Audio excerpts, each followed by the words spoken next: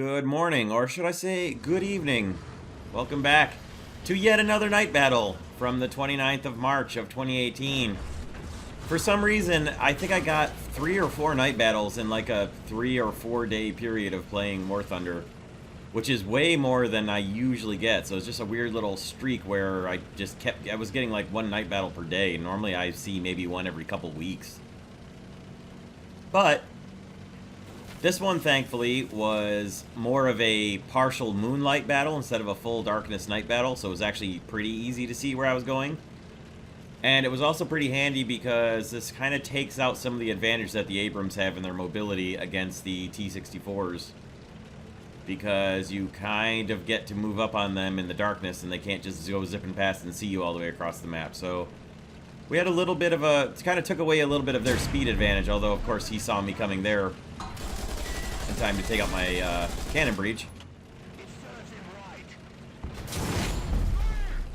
Just barely couldn't make it around the corner to safety before he hit me in the engine pack and set me on fire, but I think partially because it was a night battle, he didn't come after me, so I was able to sit and repair. I mean, I figured I was done and dead there, so I marked him, and as you can see, we've got the bulk of our team is up at the C point, although we've got a couple guys at B, and I've got a friend with me at A, but as you'll see in a moment, the friend with me at A is not quite so much of a useful tank as you might expect. There he is. He's a regular old Russian T-34. Now, it's not a bad thing, because the night battle, he actually could get in behind an Abrams, and in fact has gotten in behind an Abrams, but he didn't do an awful lot of damage to that Abrams, as you can see. And he took some damage back himself. So I'm trying to relocate to where that other Abrams hopefully won't see me coming. And unfortunately, the first Abrams finishes off our friend in the T-34, but I was able to set up in a position and wait for him to come through. Got a good hit into his ammo storage and set it on fire, which is good because that takes most of his ammo out of play, and also, as you'll see, pretty much acts as a beacon to let everybody know where he is. Now, there's definitely 2 Abrams here nearby. I got a pretty decent follow-up shot into this guy and did a lot of damage to him. I aimed for his gun to take his gun out, and then thought, well, I've got sight on the driver hatch. Maybe I can put one through there, and so I did. So that's 1 Abrams down, and then I thought this was going to be the other Abrams, but it was an MBT-70. Waited for him to drive past, got a good shot into the side of his turret. Took out 2 of his 3 crew. And then reset for the other Abrams that I'm waiting for here. The original one, I believe. The enemy's getting closer to victory. Trying to push in the darkness and see if I can find him. Using the bushes and such as cover. Couldn't see him anywhere. And decided, well, let's see if we can bait him out by starting to capture the A point. And for whatever reason, my tank skids into the gas tanks and detonates them, which was not at all what I wanted to do. Speaking of giant beacons that let everyone know where you are.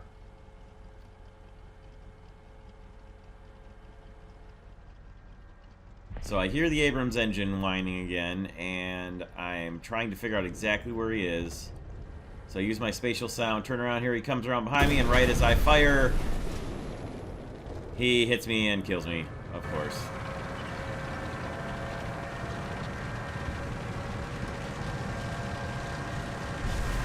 So I picked the T-55A over the Object 120 simply because I wanted to get more research done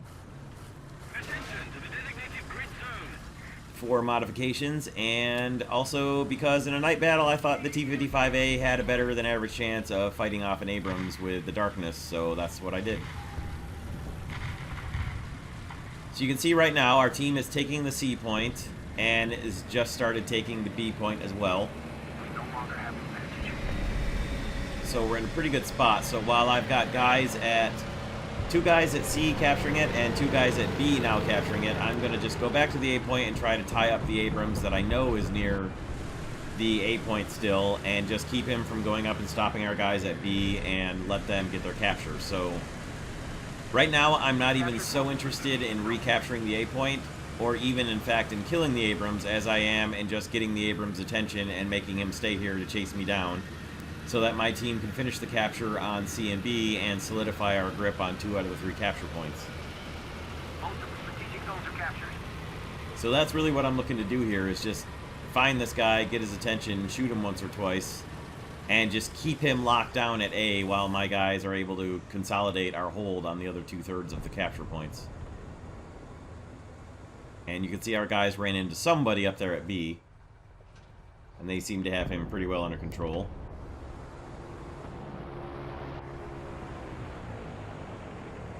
And I'm just going to sit still and hope that my relatively quiet engine, compared to the Abrams, will allow me to get an ambush shot in on the Abrams, assuming that he's going to move up towards B here in a moment.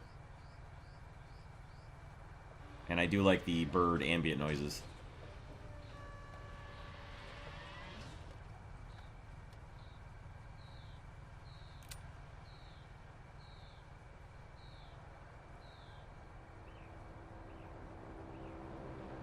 So I can hear the Abrams engine idling off to my left somewhere. I assume he's moved in by the big oil tanks, and that's where I'm going to put my artillery just as soon as it finishes reloading. There it goes, and you can see a teammate on the minimap is coming in close to help me out at A now, as a P-47 shoots down our MiG-9 in the night battle. Good work for the P-47 there. So T-64A has moved in to join me at the A point. He moves in and starts decapping, and I'm going to move over here and just accidentally got in this spot right here that I thought was perfectly balanced on the edge of the ramp. And I decided to just sit here and wait because I've got pretty good, pretty decent gun depression with my tank tilted way forward. And you can see a shot come across at our T-64A. I can't quite see what's on him. And then you see the shot there that takes him out from a second Abrams, unfortunately. Farther up from where I expected him to be. I'm still just going to wait here, because I do have a pretty good ambush position here, especially if he comes around from the left, as I expect him to. And there he is. Decided to aim for his gun, took out his cannon barrel, and unfortunately my reload in the T-55A is just not fast enough to get a follow-up shot into him. So I backed off to try and go around him from the other side, and unfortunately there's not a lot of gap in between the ramps here, and my T-55A gets stuck right as this other Abrams comes around the corner, and my turret rotation is just not fast enough to get a shot into his gun as well. And unfortunately, being trapped there, that was the end for my T-55A. But I did keep two Abrams occupied down at A long enough for our guys to really get a good solid grasp on the C point and the B point, and then they started moving in from both sides of A to kind of pinch them in between. So I let them know that I had blacked out the barrel on one of the Abrams, as the other one, who did not have the blacked out barrel, takes out one of our T-64As. But that's not really surprising. I came back for the north side spawn to stick between C and B because I'm not about to go after a pair of Abrams with the ZSU-23. If I had the best possible ammunition for it, and maybe if I had all the mobility upgrades, possibly, but it is just not... It is not the world's fastest SPAA, and I am not really confident in my ability to take on multiple Abrams, much less... Well, not even to take on one Abrams, much less multiple Abrams, so... Moved up to C to establish an anti-air position and sit in reserve defense of the C point against any enemy tanks that might come up, because by this point there could be MBT-70s or even M60s or something lesser like an M18 or something coming along that I actually could deal with without too much trouble, so...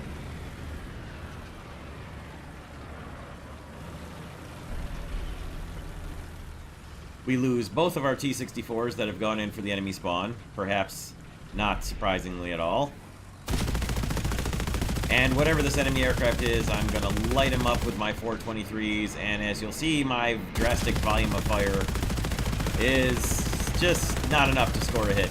Even with the lead indicator and firing all around, ahead of, to the sides, trying to calculate his turn angles, going in a spaghetti motion here with an S snaking motion with the 23 mils, doesn't matter. Nothing's even coming close to the guy. Even to the point of overheating two of my barrels, I still can't even score a hit on the guy.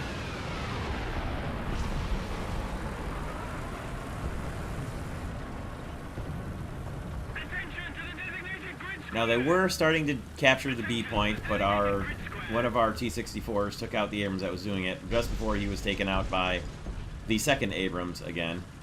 So I'm going to roll down into the B point and see what I can do to lend some assistance. If nothing else, I can blind an Abrams by just lighting up his machine gun, or his cannon from the front with my 423s. And hopefully allow a T-64 to roll in behind him or to the side of him and take him out. So I'm a willing distraction and sacrifice here if I must be. We don't have the advantage anymore. And then a T-34-100 takes out the Abrams that was at the B point, so that works just fine too. We've got pretty good control of the air with a MiG-15 and a MiG-17 up. And unfortunately the chat bug kind of caught my teammate there. But it was actually sort of funny. Now, one of the problems I have with the ZSU-23 is the turret is so big, and with the bushes on the front of it, not to mention the night battle, I have a lot of trouble seeing where the front corners of the tank are. And as you'll see, I clip the corners of buildings, I think, 3 or 4 times here as I'm trying to just push forward into the B point. Which is so irritating when it happens, because heaven forbid your tank, like, you know, ricochet off and scrape along and maybe damage up the fender. No, it just stops you cold like you drove flat square into a rock. But whatever, I made it into the B point without too much trouble. Gave a little search for the radar to see if there were enemy aircraft up. And the skies appear to be pretty clear, so... Luckily, the T-10M, who accidentally broadcast his intentions to go into in his T-10M, he was able to take out an MPT-70 down at A and then start capturing it back for us, so worked out for him. We'll come around the corner, I see somebody's engine, turns out it's another Falcon, and I clip the stupid corner of the building again because I can't see where my tank is around the Giganto turret and bushes I have on it. And then finally get clear.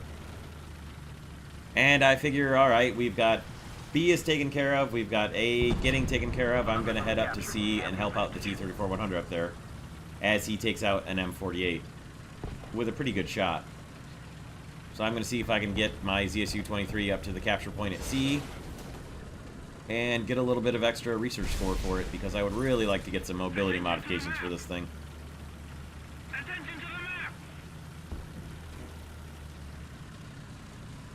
Because as you can see, it just does not move quickly. And to the point of, I just took this tree out instead of trying to drive around it, because all the steering slows you down even further. I really did not think I was going to make it to the C point here at all, and I did not want to miss out on a capture so close. So I elected to turn on the 23mm speed boosters, and as you see, it actually worked, and my tank sped right up. And it got me into the capture point. I don't know that I would have made it into the capture point if I didn't turn around and fire the guns behind me. It does actually work, though, pretty effectively. I just thought it was funny. I hear an enemy prop coming. Here he comes right down towards me, towards the C point. Lit him up, and of course, he's still able to drop his bombs, and I can't see them coming. Not that it really mattered. But they blew me up. I did get an air kill, 2 caps, and a ground kill with my ZSU-23-4, so not bad at all. And the battle ended before I could come back in anything else, so... And I even got a Wheel of Poverty spin, which didn't really amount to anything great, but I don't mind backup vehicles. A couple of those are even things that I drive. So not too bad, 6,500 research towards my T-64B, finished up parts for my ZSU-23-4, and we came up with a victory, and I was in 3rd place, so... Nighttime battles do take away a little bit of the advantage that Abrams have, or Leopard 2s have in their mobility, because they can't get around really fast and see where you're moving, so... Definitely helps for the Soviets in taking away a little bit of their disadvantage. That'll do for today. Hope you guys enjoyed this one. I hope I don't get too many more night battles, although they seem to work out well for the Soviets, so...